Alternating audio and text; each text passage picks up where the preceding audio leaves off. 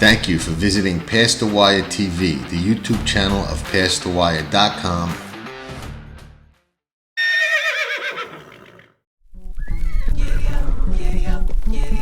Hey, Sure Bet Coffee.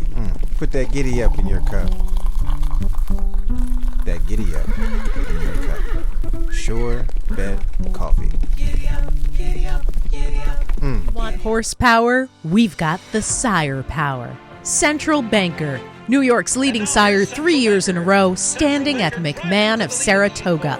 He has 12 black type winners, including multiple stakes winners and graded stakes placed Bankit, Morning Matcha, and Bank Stink. Central Banker, sire of 6-figure yearlings and 2-year-olds. He produced 9 stakes runners in 2023. Runners have earned $20.5 million on the track. Central Banker, standing at McMahon of Saratoga Thoroughbreds. They're off in the 2023 First Crop Sires race. Maximum Mischief makes the lead with the most 2-year-old maiden special winners by any sire. On the backstretch, Mitoli and Omaha Beach close the gap with stakes performers from coast to coast. Vino Rosso finds his best and leads on the turn with 4 Grade 1 colts on dirt. But it's Mitoli with his 3rd TDN Rising Star, your champion freshman, leading an impressive Spendthrift Superfecta. We have Kyle Frey, one of the top jockeys here at Santa Anita, and I really thank you for coming on the show today. Thank you for having me. I appreciate it. Yeah, good deal. And on today's show, I wanted to talk about, let's say, the non-glamorous side of being a jockey. So we know when you win and everything's great, and congratulations yesterday, by the way. Yeah. But I want to show the viewers, some of the behind-the-scenes look, because we know you're out there working a lot of horses, and sometimes you don't always get the mount. How do you deal with some of the downsides of being a jockey? For me, I just have to keep in mind that it's not all about me. Everyone has their turns, everyone has their ups and downs. I think keeping an open mind about that, and then also faith that something will materialize down the way, as it always does. It helps me a lot. Good deal. And I would say, I don't know about your situation, but one of the things with jockeys is they really got to diet hard. Is that an issue for you? Do you have to watch it a lot? It's definitely a cocktail of different things. Sometimes I'm working more in the morning, so I don't have to work out as much on the off days. Other times, because of that work fluctuation, I can eat more because I'm burning more calories and just going through my fuel quicker. So it all just varies on all that, but I definitely have to stay in the gym on the off days at least 2 times a week. Good deal. And then have you had to fight many injuries? I haven't noticed any. Oh yeah. Really? Yeah. Really? I've broken probably 6 ribs. I've broken my hand, my nose twice, my femur, my right femur, blown my ACL, tore my MCL, tore my meniscus, collarbone, my neck. I have a compressed disc in my back. I didn't even know about that till way later, so I was probably doing stuff with it too. See my pinky toe. I'm sure, like you walking a horse, your pinky toe get stomped on. Yeah, becomes a hot mess. Yeah, and one of the things that you and Trevor, I think, at the symposium, you guys did a great job. You kind of showed mental health side of being a jockey. I think any athlete, when there's slumps or business is down, for you guys, you have to ride through it. As you mentioned, the injuries. So you have to ride through those injuries. Could you tell the viewers a little bit about how you cope and work on the mental side of things? Yeah, so for me, there's a lot of different methods and forms. I've dabbled in all of them because I kind of had to figure out what worked best for me, as should anybody. If you find that thing that works, that's great, but keep pursuing other things. But for me, it was meditation. Initially, meditation. Prior to that, it was a lot of alcohol and other substance abuse issues. And for me, I thought that was the issue, was the substances. Turns out that as I find, what I find is that substances are the issue to a bigger, more severe issue, which is spiritual and mental disorder, and kind of an issue with dealing with life on life's terms. It's a coping mechanism, as we call it. Just one that aids the issue, unfortunately. Yeah, I'm sure it kind of it kind of masks the problem or tries to put it at bay, but it really doesn't go away. It's like putting a Band-Aid on a gunshot wound. yeah, exactly. So, and how do you feel some of the other jockeys in the jockeys room? Do you feel that over 50% of them kind of struggle with the ups and downs? Or Yeah, I think everybody in their own inherent right, in their own way, deal with their own issues for sure. Some guys are fortunate enough to be doing really well, and it's a lot easier to avoid, once again, masking the issue. It's a lot easier to avoid the issues when you have that coping mechanism of success, which was what I found out very early on. I saw some, friends of mine, and I won't mention names, but I noticed if they would go through a slump, I noticed they'd start moving at the 3/8 pole. Yeah, they're like, you're trying to just work so hard, and all of a sudden you're making moves early when normally you'd wait to the quarter pole. Yeah. But one of the other things I wanted to touch on was the whip. With the new rules, you can only hit 6 times. It has to be underhand. Now, when you're in a race, do you actually count the whips, or how does that work? Yeah, you try your best to anyways. But sometimes it's more just on feel. Like for the most part, I'll just go down underhand on the shoulder. If I need to just encourage, like say, a stud horse that really is just lazy and lackadaisical and you're just trying to keep his attention, I'll keep the whip down and just tap him on the shoulder. And then I tend to not uncock the stick till at least the quarter pole, because if you're doing it earlier than that, you can guarantee you're either going to run out of whipping the last eighth or go over. I know when that rule first came in, so many jockeys would say, oh, if I had one more, I would have got him there. And I'm sure that happens a lot. Yeah. And then as we talk about the whip, I think there's a misconception, because a lot of people think, oh, the whip is not good. It hurts the horses. But a lot of these whips nowadays are made out of a foam popper 360. And can you explain a little bit about that and what the whip is actually, if it hurts or doesn't hurt? Yeah, for sure. And so to be completely honest and transparent, there are certain spots on a horse that if you do strike them, there is more of a physical, like ouch, like a sting, so to speak. Like say the flank, right in front of the back legs, towards the abdomen. If you hit that spot, that's a very sensitive spot on a horse. I'm trying to think of what I could equate that to. Maybe like the back of your arm, very sensitive skin portion. Something similar to that effect. But as far as the whips go, they've gone above and beyond in making these things a lot safer. I could get hit quite a few times with them, and it's not really. To me, it almost looks like what a Nerf football would be made out of. That's actually exactly the material it's made out of. Yeah. So, I mean, I think you hear the sound and you feel the contact, but like you said, if you hit those tender spots, I think you get a good reaction. And I think sometimes just the feel of it gives the horse the encouragement. And nowadays, it's limited to 6, it's underhand. So they're really trying to make it to where, there's no abusing. And I know the stewards will call you guys if the horses are well beaten. No more hitting. You just gotta take care of the horse. And so sometimes fans will say, "Why, this guy didn't even try." Well, the stewards are governing that if a horse is hopelessly beaten, don't encourage him to the wire. When you said it right. Hopelessly beaten is a very key thing. Some guys want to prove themselves or earn respect from a trainer or owner, and let them know, hey, I gave you an honest effort. But I think we're all coming to terms with keeping in mind that if a horse is hopelessly beaten, it's pretty apparent that you're not going to make up 10 lengths to get a fourth or something like that effect. But stewards are very adamant about if you are going to finish in a position that changes the especially on the betting outcome. Side of things. Exactly. And the purse money. Exactly. Either side. They are very adamant to keep going, and guys do get fined for, say, standing up early, easing up too soon. Yeah, and using it as an excuse. Oh, well, my horse was tired. Maybe he was tired, but still, give an honest effort for the money. And if they are, completely tired, then by all means, or sore, or something to that effect, then feel something. Exactly. Then to pull them up all the way. Don't try to just coast them in and get by on it, so to speak. Yeah.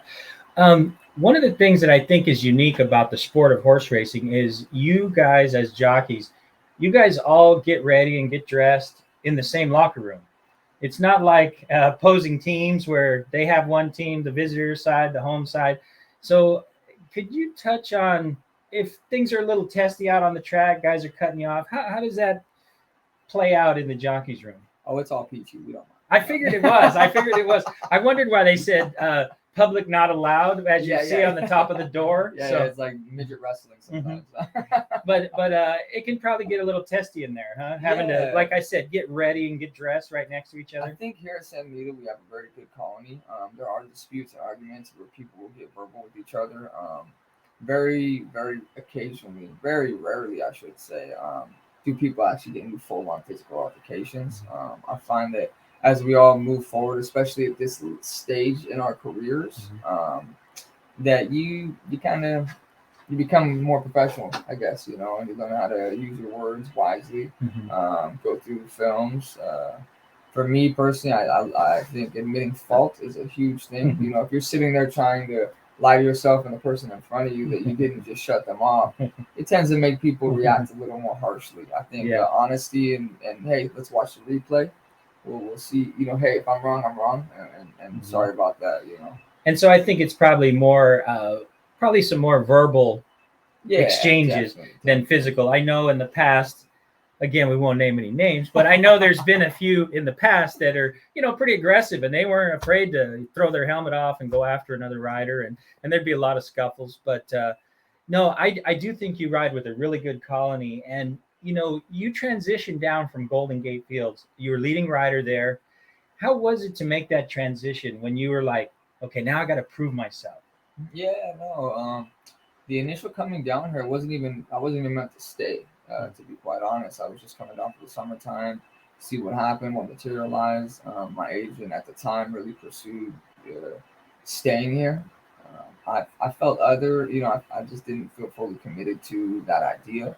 Having come here in the past, started off doing good and things slowing down, like the flavor of the month kind of thing. But the new jockey in town, everybody wants to. Exactly, especially if you have success, they're like, hey, let's get this guy. Yeah, and you find that a lot more so in the year-round meets, because other places, guys you see a guy for 5 months, maybe he made some errors. You go to a different meet, you come back. The trainers have a chance. Trainers and owners both have a chance to kind of let things pass. Here, you're seeing them all day. It's fresh in their minds. Oh, this guy, maybe moved too soon or missed this, or all those kinds of things that come into play. Yeah, and I think that I watched you ride at Golden Gate, and to me the Tapeta surface kind of plays a little off the pace, and you're a good finisher. And what I've noticed here in Southern California, I'm sure it doesn't hurt riding with Flavien Prat, Juan Hernandez. Right now you got Joel Rosario and a few others in the room, and I see you're good out of the gate. And you can just get a horse to go to sleep on the lead, which is great. Those hands are great. And then you're a strong finisher as well. So that's something that, I just see. And if you don't mind telling us how old you are, because you look very young. Yeah, 32. Yeah, really? Yeah. So really I would guess you at around 25, 26. Wow, thank you. Yeah. So, I look at you as a young rider that's in the top 10, that is only going to keep moving forward, because some of these, like Pratt's going to probably go to New York, I would guess. Dettori, I don't know how long he'll stay, Rosario. So I just see, you creeping up the standings, and you've already gotten horses like for trainers like Bob Baffert, Richard Mandela, some of the Hall of Famers that are here at Santa Anita. So I only see your business getting better. You're teamed up with a great agent in Jack Carava. You guys have really made a good mark, and you're both very professional and do great jobs. So I definitely see good things coming along in the future. So what I'm excited to see the future for you. And one thing that I think you could touch on this more, but I think being in a year-round circuit, you don't have to, other than Del Mar for the summer, which is a fun place to go, but you don't have to be going to fairs every couple of weeks. Yes. You don't have to be driving, working horses and some of that. So I think East Coast, I remember being there. Oh, okay. Man, being at parks, you drive, 2 hours here, 3 hours there on the off days. So yeah, that's definitely. And even these jockeys that ride the circuits back east, which are great circuits, but these guys are traveling a lot. You know, especially in Kentucky, you got a 2-month meet, a 3-week meet, and then it's just, you know, and then back east they go New York, they go to Gulfstream, they throw in Keeneland and Churchill. So there's a lot of movement. And I noticed you have a young family, married with 2 children. So I think that has really, between the circuit, not having to drive so much, and having a nice, beautiful family like you have, I think that's really, I think would help the mental state of things. Without a doubt. I mean, yeah, you literally touched on the topic as you were going through exactly what I was going to say, which is, you know, I love being here. Above and beyond all is just the quality of horses, the quality of people, the atmosphere, but then that I can be close to my family at all times, without having to uproot them every 4 to 6 months. And so my daughter's getting to that age here pretty soon where she'll be going to school, and I'd hate to have her moving every 6 months to a year and being that odd kid in the classroom. It's you're like, was your dad in the army or what? You know, so exactly. But I think that you know, it is a good circuit, and I'm sure it's a trade-off, because you go from leading rider, winning 2, 3, 4 a day. You know, you're leading rider, you get your choice at Golden Gate which horses you want to ride, and then at Santa Anita you have your regular clients that you get a lot for, and now you're breaking into these bigger barns. So it's always that fine line, and you're not at the top of the standings, and like I said, you're constantly in the top 10, and you have meets like Los Al, obviously, where the big guys take off, and you're just, you know, all of a sudden you're winning a lot more. So I think that trade-off of, okay, maybe you're not leading rider like you were at Golden Gate, but you're riding better horses, the purse money's better, and you're in a nice solid colony of jockeys, and you don't have to be moving. So I think it's got to be a nice trade-off there. And it's how do you handle that with once again, just staying humble. I feel like everything comes in time. When we earned our right to, you know, have those horses consistently, and then it'll materialize. And all it does is make me pursue becoming better at my craft. You know, like you said already, I feel like that is true, that I'm a very good front running rider. I would love to have more opportunities on, you know, back end running horses, but you got to earn those privileges, you know. So yeah, there's a lot of things that I'm working on and calculating and constantly tweaking in my own performance, as well as on the track and off the track, personally, you know, because like you were saying before, guys get into a rut, and then mentally they get a little more cagey and want to move early and all these kinds of things. So I find that the closer I stay to God and a higher power, and an acceptance that everything happens for a reason, whether I can comprehend it at the time or not, it will work to my benefit at some point. That's good. It's great to see not only on the professional side, I see you getting better as a jockey, but getting to know you more as a human and a man. So you know, I've appreciated your family from afar, and it's good to get to know you even better. So I was curious, is there any other thing you'd like to share with the viewers that, you know, it's kind of a behind the scenes they wouldn't typically think that jockeys have to go through? That's a really good question. I think we touched it pretty fairly. If there's anything else, no, I think we've done a pretty fair job. And then one other thing is, just to get to know Kyle a little more, when you're not racing and not riding races, not working horses in the morning, what do you like to do outside of the racetrack? Well, you know, lately I picked it back up, which is working with my hands, like woodwork and whatnot. Like when we had tried to do the meeting earlier, I was actually in my garage already building a trunk. So I'm building a tack trunk for my wife. Nice. So I like working with wood, spending time with my kids above all, for sure. And just kind of researching stuff that most people probably don't care about, such as faith and things to help with, you know, mental stability, different forms of therapy, meditation, boring history stuff that I find as I get older, history is more important because history tends to repeat itself. So knowing what wise minds did in the past helps me figure out what I need to do right now. No, I think you'd be surprised that, you know, I think people, when they see athletes and especially jockeys, that's all they see is that part. But when you have other things in your life, I think people are actually more interested than you would realize, just to see what you're doing behind the scenes, what you're doing off the track, because obviously they see you, they'll be outside the paddock and they'll see you in the races and they'll be cheering you on and even betting on you. But it's kind of fun to see, oh, what do these guys like to do, when they're not racing? Yeah, for sure. And one last question that I'll ask you is, if you weren't a jockey, what do you think you would like to do? Or when your riding days are getting to be done, what would you like to do? That's a good question. I've always kind of pondered that myself. Woodwork was a thought, and then I thought, I'm not good enough with math to do these measurements fast enough to make money. So I think it would be in some way, shape, or form being service to others. Help themselves in some kind of way, mentally or spiritually. I think would be my route. Well, I just throw that out there, but I think you would be a great candidate for somebody like Pat Day. That goes in, talks to the riders, is kind of a mentor to the younger riders. Is also a spiritual leader. So anyways, hey, it's great chatting with you, and I appreciate the time. Appreciate you, my man. Thank you. All right, awesome.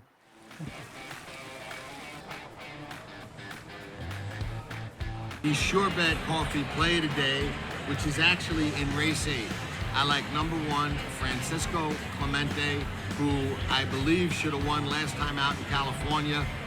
Was on the inside, swung very wide, finished very well, was probably best that day, but I think we see an even better race from him today. Down the center, Francesco Clemente. He's trying to shift in, but he's shifting gears. And here he comes now. Francesco Clemente, front and center, and going away to win the McKnight. We're going to see a very special filly in Warm Heart, who is just nothing but talent. I don't believe, in my opinion, Shug's horse that a lot of people are high on has the seasoning to handle her at this particular point, although he may go on and be a really good horse. Today is today, and the future's the future. Here's Warm Heart. She got through at the rail. What a ride, and Warm Heart has hit the front. The globe-trotting Warm Heart is clear. Outside, I'm very busy, charging hard late. Warm Heart wins the Pegasus World Cup turn. If there was ever a race, in my opinion, that pace makes the race, this year it's the Pegasus World Cup. Senior Buscador is a horse that I think can definitely slip into the triples, superfectas, maybe even the exacta. And if something crazy happens and we get a pace meltdown, I think Junior Alvarado is an underrated, very strong finisher. And I think that horse can definitely surprise people and make some noise late. They come past the 8th pole. On the inside, it's still National Treasure holding on. Down the center, Senor Buscadori's running out of time. National Treasure would not be denied.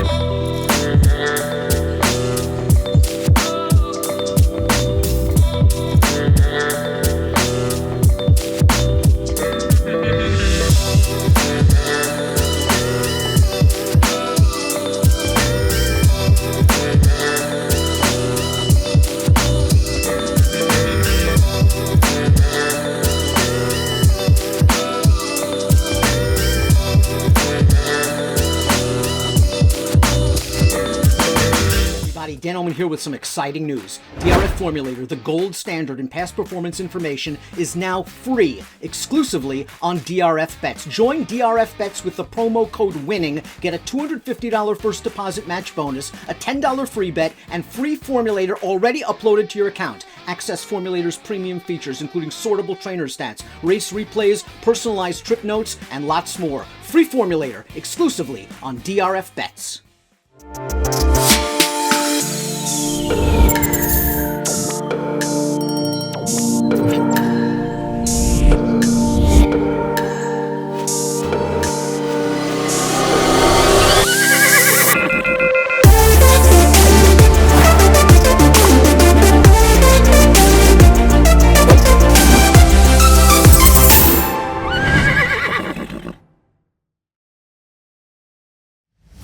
Tracking Trips with Pick 6 King John Stetton.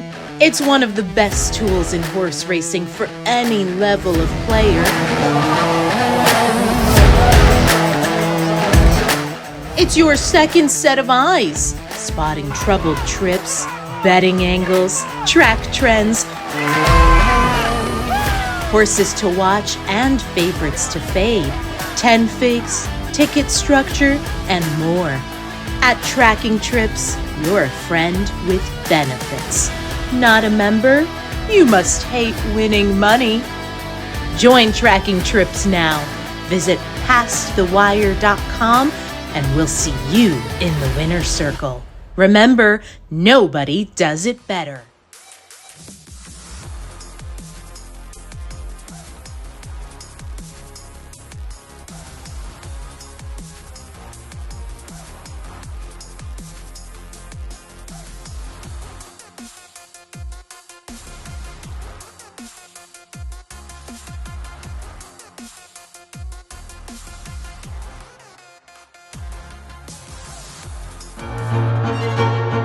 Jockey's Warrior quickly in front here by 2 lengths. Here comes Jockey's Warrior up the inside to take over the lead from Life is Good. And Jockey's Warrior remains undefeated here at Saratoga, and he wins an unprecedented Grade 1 stakes at the Spa for the 3rd straight season.